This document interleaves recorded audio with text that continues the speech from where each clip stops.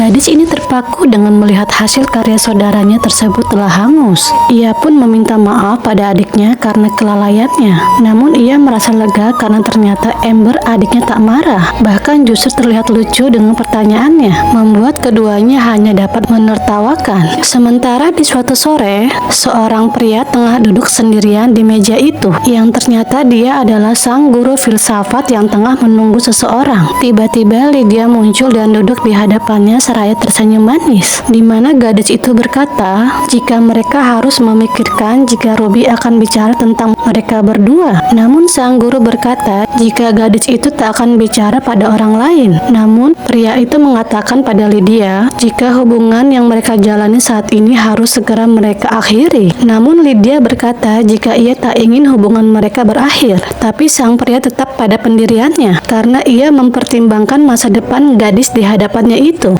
Namun mengatakan kalau gadis itu berpotensi karena dirinya lah yang sebenarnya menciptakan generasi yang before, dan meminta gadis itu mau menonjolkan dirinya pada sang ayah karena dia sangat berbakat. Membuat Lydia hanya terdiam menatap sang kekasih yang mengatakan kalau mereka berdua tak memiliki kesempatan untuk bersama mengingat status dirinya yang hanya seorang guru biasa, sementara gadis itu adalah putri seorang Beaufort. Dengan sedih gadis itu beranjak pergi meninggalkannya, sementara Ruby tampak termangu di depan laptopnya, di mana tiba-tiba sang ayah muncul seakan tahu kalau putrinya sedang mengkhawatirkan sesuatu. Ternyata gadis itu memang merasa bersalah karena telah menyerang pemuda arogan dengan ucapannya yang mungkin menyakiti James. Namun sang ayah menjawabnya dengan bijak dengan kata-katanya dan berkata jika yang terpenting adalah putrinya bisa belajar dari kesalahan dan bertanggung jawab. Membuat Ruby hanya termangu memikirkan ucapan sang ayah. Dan ternyata sore itu ia pun pergi menemui sang pemuda yang tengah berada sendirian di tengah lapangan itu.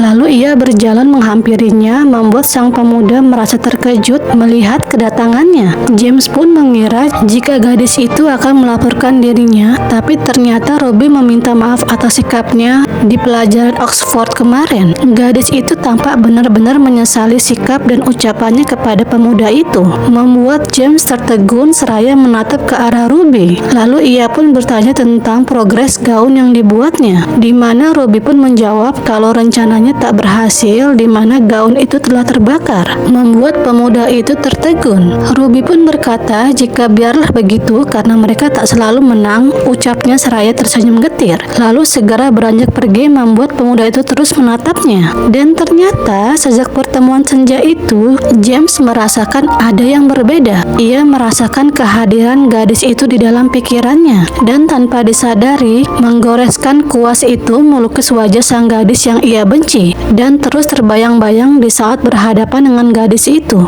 di mana Ruby memang berbeda dengan gadis-gadis lainnya. Gadis itu tegas, memiliki keistimewaan baginya. Tiba-tiba lamunannya terhenti saat kedatangan sang ayah yang mengajaknya untuk bermain golf dengan koleganya, di mana Lydia menawarkan diri untuk ikut, namun sang ayah mengatakan kalau mereka akan bermain berempat, membuat putrinya hanya terdiam. James pun tampak iba melihat saudaranya, namun ia tak dapat berbuat apa-apa, di mana ternyata sang ayah mengajaknya bermain golf bersama ayah teman satu kelasnya Ellington yang ingin menginvestasikan jumlah yang besar di Young Beaufort, membuat James terpaku melihat saudarinya Ellington sedang berjalan bersama ayahnya ke arah mereka, di mana ayahnya tampak terus terang mengatakan jika James dan putri rekannya itu sama-sama tertarik, maka mereka akan mendapatkan dua keuntungan. Ucap sang pria membuat James hanya terdiam. Tampak sang ayah hanya ingin agar putranya menjalin hubungan dengan saudara sahabatnya itu,